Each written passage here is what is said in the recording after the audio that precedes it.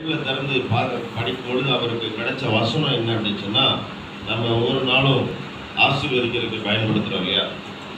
நம்ம அதில் பிதாவாகிய தேவனுடைய அன்பு குமாரனாகிய இயேசுடைய கிருபை, அதில் பரிசுத்த ஆவியானுடைய ஐக்கியம், அது அவருக்கு பாப்பப் ஆகி அது அவருடைய முன்னாடி நிற்கிது. அவர் புரிஞ்சுக்கிறாரு ஐக்கியமா.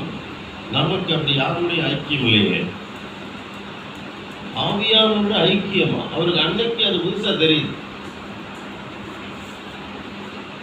அவர் அன்னையிலிருந்து ஜெபிக்க ஆரம்பிச்சார். ஆண்டவரே, நான் உங்களோட ஐக்கியம் வச்சுக்கணும்.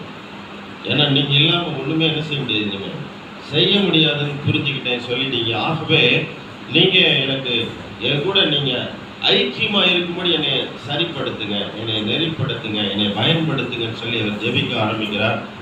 அந்த இடத்துல இருந்து தான் அவர் சொல்றாரு, அந்த இடத்துல இருந்து என்னுடைய சபையினுடைய வளர்ச்சி என்னால் டிசைன் பண்ணவே முடியலை, கால்குலேட் பண்ணவே முடியல. பிகாஸ் அதெல்லாம் அவர் செய்கிறார். நான் அவருக்கு இடம் கொடுக்கிறேன். என்னுடைய ஒர்க் என்னன்னு சொன்னா, நான் விசுவாசிகளோடு ஐக்கியம் வச்சு நான் ஏதோ கட்டி காப்பாத்திடுவேன்.